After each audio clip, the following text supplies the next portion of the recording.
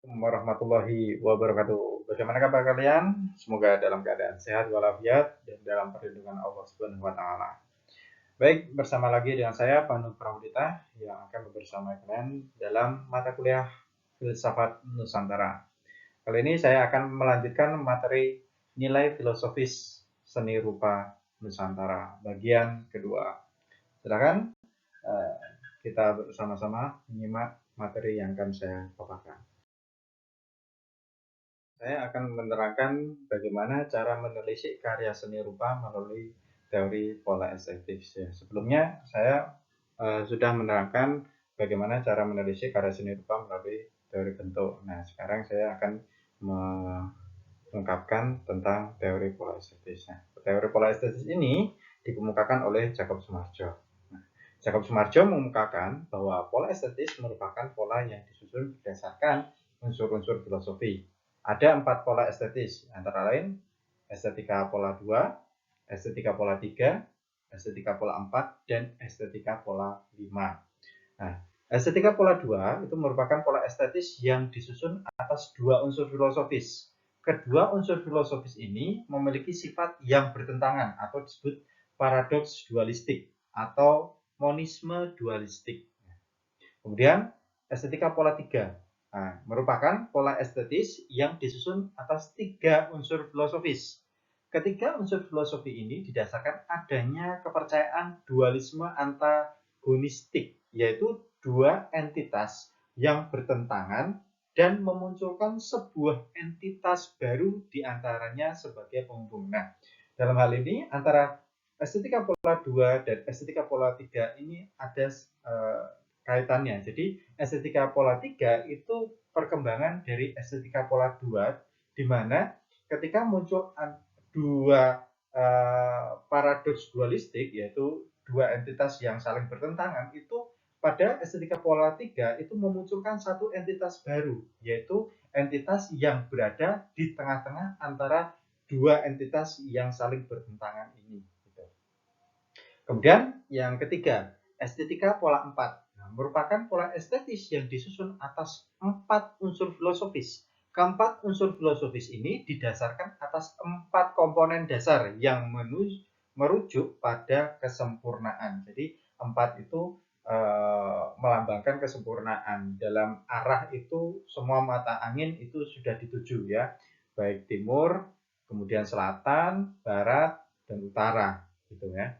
Kemudian estetika pola 5 merupakan pola estetis yang disusun atas 5 unsur filosofis yang merupakan penyempurnaan atas estetika pola 4 ya. Unsur kelima pada pola estetis ini adalah titik temu antara hubungan 4 komponen yang saling bersilang. Jadi ketika ada 4 komponen ya, kemudian jika disilangkan itu akan muncul satu titik di tengah-tengah. Nah, itu adalah unsur kelima pada pola 5 gitu. Sebagai contoh, saya akan mencontohkan beberapa artefak filosofi seni rupa pada estetika pola 2. Ini saya contohkan estetika pola 2 ya. Kalian bisa lihat di samping itu ada gambar lingga yoni ya. Ini lingga dan kemudian ini yoni ya. Dan kemudian ini loro blonyo. Loro blonyo itu adalah sepasang pengantin yang laki-laki dan perempuan. Nah, kedua artefak ini merupakan simbol dari kesuburan yang bentuknya terdiri dari dua unsur, yaitu laki-laki. Nah, ini laki-laki. Ini juga laki-laki. Pada lingga yoni itu, lingga itu adalah simbol dari laki-laki. Sedangkan di loro blonyo ya karakter laki-laki itu sebagai laki-laki. Dan perempuan. Dalam loro blonyo itu karakter pengantin perempuan, sedangkan dalam lingga yoni adalah yoni atau tempat diletakkannya lingga tersebut ya. Nah, pada arca lingga yoni, lingga yang berbentuk batu lonjong adalah simbol dari laki-laki, sedang batu persegi yang menjadi dasar adalah simbol dari perempuan. Sedangkan pada patung loro blonyo, simbol ini lugas, yaitu apa adanya, di mana sepasang patung pengantin laki-laki dan perempuan. Nah, laki-laki dan perempuan merupakan syarat terjadinya kelahiran manusia melalui reproduksi. Namun demikian, kesuburan dalam hal ini ya itu tidak berkaitan tentang reproduksi, ya, tidak dibatasi atas reproduksi, ya. Kesuburan dalam hal ini tidak hanya dibatasi atas kesuburan dalam kaitannya reproduksi, tapi juga mengenai kesuburan tanah, pertanian, dan perkebunan yang menjadi sumber bertahan hidup, ya. Jadi gitu. Dalam kehidupan masyarakat, kesuburan itu tidak melulu bicara tentang reproduksi, ya, melahirkan, memiliki keturunan dan sebagainya. Tidak seperti itu. Tapi bisa juga berkaitan dengan kesuburan pertanian atau alamnya gitu. Kemudian pada seni rupa pada estetika pola 3. Nah, di sini ada dua gambar. Yang pertama adalah rumah joglo, ya. Yang kedua adalah Masjid Agung Demak. Ya. Kedua artefak ini memiliki estetika pola 3, ya, yaitu tentang 3 tataran dunia yang dalam ajaran Hindu disebut Triloka. Jadi ada adaptasi Hindu pada Masjid Demak ini, ya. 3 tataran dunia tersebut antara lain sakala atau dunia bawah, yaitu tempat dunia manusia yang bersifat wadak atau material atau terlihat. Ini. Jadi yang paling lebar ini, yang paling bawah, ya. Kalau dalam atap rumah joglo itu adalah simbol dari sakala atau dunia bawah. Sama juga dengan atap pada masjid itu juga yang paling bawah, tataran yang paling bawah itu adalah sakala atau dunia bawah, dunianya manusia. Nah, kemudian tataran yang kedua itu adalah sakala niskala atau dunia perantara atau dunia tengah, yaitu tempat makhluk astral bukan dewa yang hidup dan bersifat wadak tan wadak. Ini di sini. Kalau di rumah joglo ya di sini, ya, lebih kecil, ya, lebih kecil daripada yang sakala.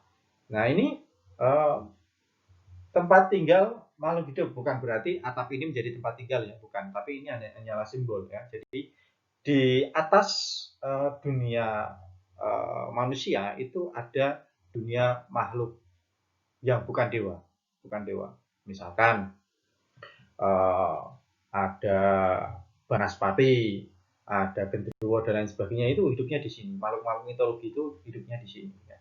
Hidupnya di tataran kedua, bukan hidup di atap ini, ya, bukan, ya, tapi hidup di tataran kedua. Nah, sifatnya itu terlihat tapi tidak terlihat, ya. Yang bisa melihat ya bisa melihat, yang tidak bisa melihat ya tidak bisa melihat gitu. Jadi antara terlihat dan tidak terlihat. Dia pada dasarnya termaterialisasikan tapi tidak termaterialisasikan gitu. Dan yang tataran ketiga adalah niskala yang ada di atas ini, ya, yaitu dunia atas, yaitu tempat dewa atau Tuhan berada yang bersifat tan wadak atau tidak terlihat. Jadi sifatnya itu tidak material, ya, tidak termaterialisasikan atau tidak terlihat gitu. Nah, pada rumah joglo dan Masjid Demak yang memiliki masjid-masjid yang mewakili masjid-masjid di Jawa dengan bentuk atap limas menunjukkan adanya 3 tataran atap, ya. Jadi di masjid-masjid Jawa itu biasanya menggunakan atap limas nih. Tapi pun juga limasnya juga seperti terkadang juga terlihat seperti joglo ini. Jadi tidak bertahap jelas pada Masjid Agung Demak, ya. Kalau di Masjid Agung Demak ini kan tahapannya jelas, ya, antara atap tingkat 3, tingkat 2 dan tingkat 1 itu kan jelas tatapnya, ya. Pembedaannya jelas, pembagiannya jelas. Tapi pada rumah joglo ini pembagiannya pada lekuan, setiap lekuan. Jadi dari atas lancip, terus kemudian agak melebar, kemudian melebar lagi. Nah, ini ada 1, 2, 3, ya, gitu. Nah, kebanyakan masjid-masjid Jawa itu banyak yang menerapkan sistem rumah joglo ini, ya, gitu. Jangankan di Jawa, ini pun juga tersebar di masyarakat Sunda juga, ya, masjid-masjid Sunda. Gitu. Ini adalah estetika pola 3. Kalian bisa mencontohkan ada artefak yang lain gitu, yang memiliki pola 3 ini. Selanjutnya filosofi seni rupa pada estetika pola 4. Ya. Kedua gambar ini, ya, yang pertama adalah soko guru. Soko guru itu adalah tiang. 4 tiang yang menjadi fondasi utama ruang tengah rumah joglo ya ini ya 1, 2, 3, 4. Nah, kemudian saya juga mencontohkan pada lukisan ya. Ini lukisan kereta Sewandana atau kereta kencana ya, kereta kencana Sewandana atau Sewandono ya, yang ditarik 4 kuda ya. 4 kuda. Ini ada 4. Putih yang di depan, kemudian agak ke belakang sedikit itu adalah warna kuning, kemudian agak ke belakang lagi warna merah, dan yang agak mendangak itu warna hitam ya. Nah, 4 tiang tersebut ya melambangkan kosmologi Jawa yang terbentuk dari 4 unsur, yaitu tanah atau nafsu luama, api atau nafsu amarah, air atau nafsu sufia, dan angin atau nafsu mutmainah. Pada lukisan kereta kencana Sewandono, 4 nafsu tersebut digambarkan sebagai 4 kuda yang menjadi penggerak kereta. Kuda hitam sebagai simbol nafsu luama, kuda merah merupakan simbol nafsu amarah, kuda kuning merupakan simbol sufia, dan kuda putih merupakan simbol mutmainah. Jadi luama, nafsu luama itu adalah nafsu yang mengatur membentuk jasmani manusia ya, seperti makan, minum, tidur, sampai syahwat itu juga diatur oleh nafsu luama. Sedangkan nafsu amarah itu adalah nafsu yang membentuk kemauan ya, kemauan mau apa ya.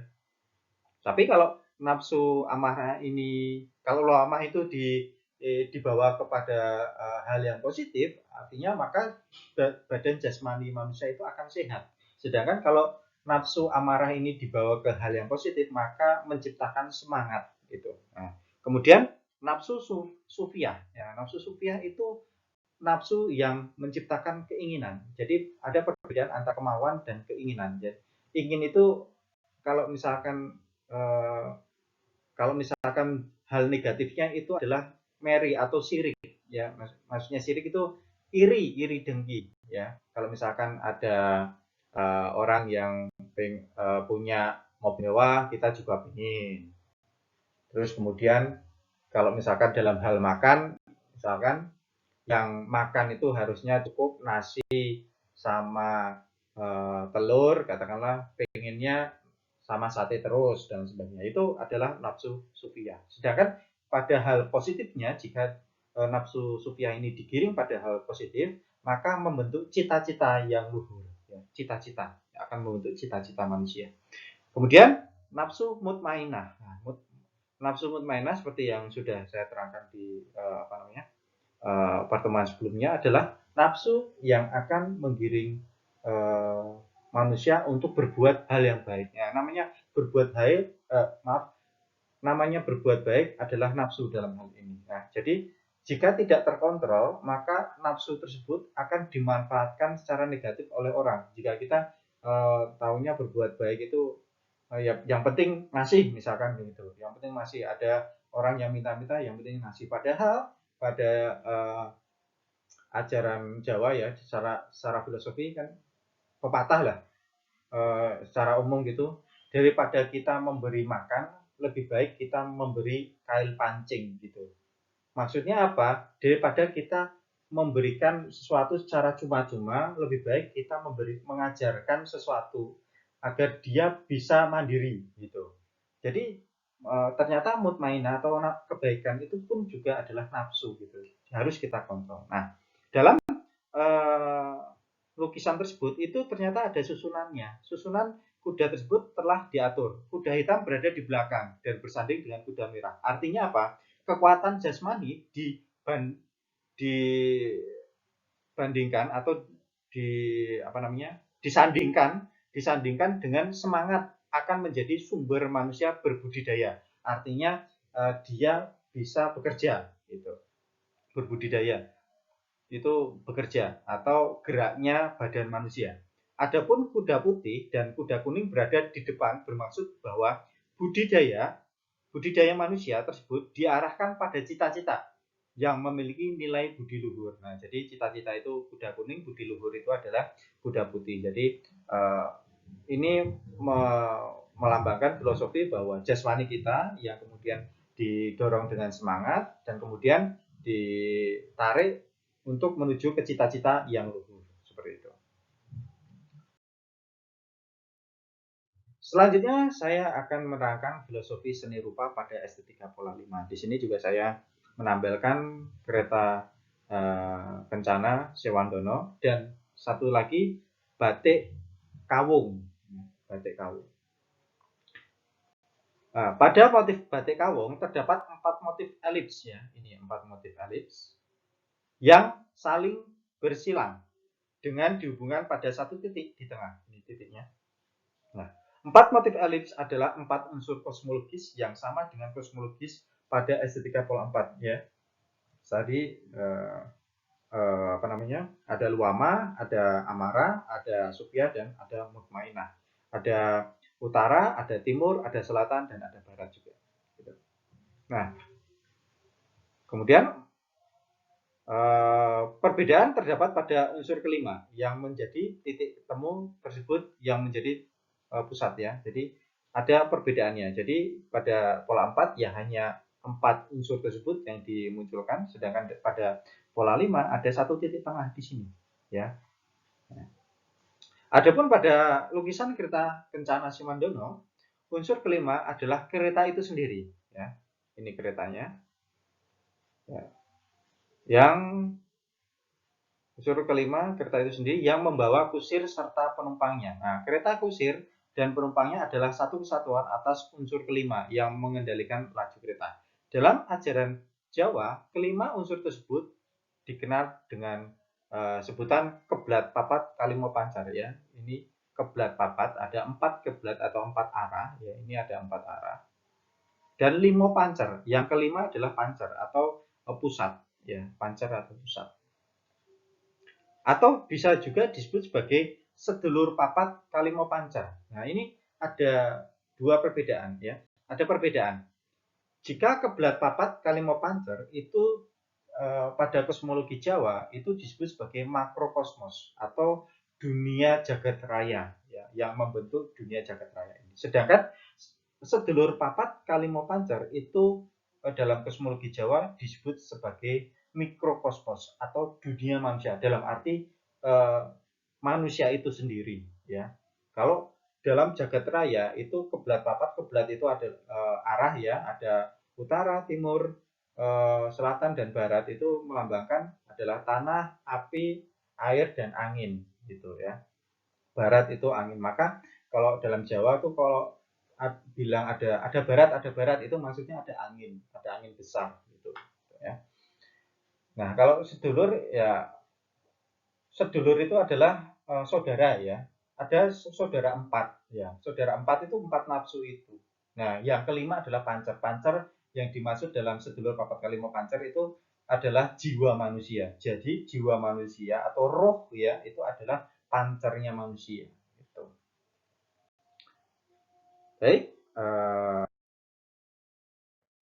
sekian dari pemaparan saya. Jadi perlu diingatkan baik teori bentuk maupun teori pola estetis ini bisa digunakan pada semua seni rupa ya, semua artefak seni rupa. Jadi yang pertemuan kemarin bukan berarti artefak-artefak tersebut hanya bisa dikaji oleh teori bentuk dan yang pertemuan ini hanya bisa dikaji oleh teori pola estetik, tidak ya. Jadi bisa dipertukarkan. Kalian bisa mengkaji. Kalau tadi bicara tentang misalkan batik kawung, misalkan kalau batik kawung itu dibedah melalui teori bentuk itu juga bisa, ataupun yang kemarin misalkan Garuda dibedah mulai pola estetis itu juga bisa gitu. Jadi ini hanyalah dua pertemuan ini mencontohkan masing-masing teori ya. Jadi di bagian pertama itu saya contohkan menggunakan teori bentuk, dan di bagian kedua ini saya contohkan menggunakan teori pola estetisnya. Oke, sekian. Kalau ada pertanyaan bisa kalian sampaikan melalui kolom komentar, mungkin juga bisa menggunakan WhatsApp group. Oke, akhir kata Wassalamualaikum warahmatullahi wabarakatuh.